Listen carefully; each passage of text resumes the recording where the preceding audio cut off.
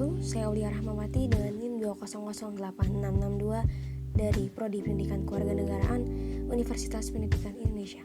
Di sini saya akan menjelaskan mengenai implementasi konsep, generalisasi, dan teori ilmu politik.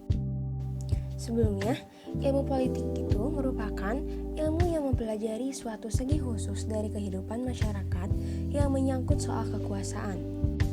Adapun konsep-konsep pokok yang dipelajari dalam ilmu politik. Yang pertama, ada negara yang merupakan suatu organisasi dalam suatu wilayah yang mempunyai kekuasaan tertinggi yang sah dan ditaati oleh rakyatnya. Yang kedua, ada kekuasaan.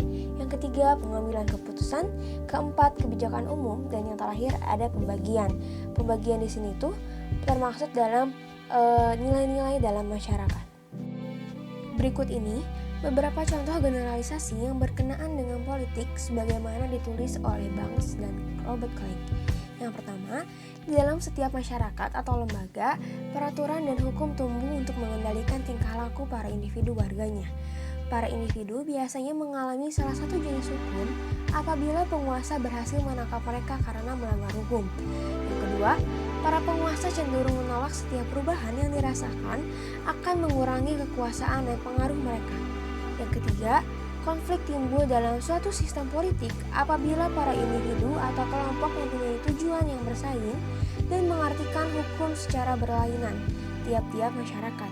Sedangkan ilmu politik lebih memusatkan pada kekuasaan dan kebijakan dengan memahami struktur sosial pada masyarakat. Bila dikaitkan dengan kehidupan masyarakat, contohnya yaitu seperti ketika ada salah satu warganya yang ketahuan mencuri, maka berhak untuk dihukum karena warga tersebut telah melanggar salah satu peraturan yang terdapat di masyarakat. Lalu biasanya di setiap wilayah akan ada suatu pemimpin atau warganya yang tidak bisa menerima pendapat dari orang lain dan cenderung menyelewengkan kekuasaannya. Lalu biasanya ketika ada beberapa individu yang terobsesi untuk menjadi pemimpin dan mereka bersaing untuk saling menjatuhkan dan bertujuan untuk menjadi pemimpin yang bisa semena-mena kepada warganya. Sekian hal yang bisa saya sampaikan. Wassalamualaikum warahmatullahi wabarakatuh.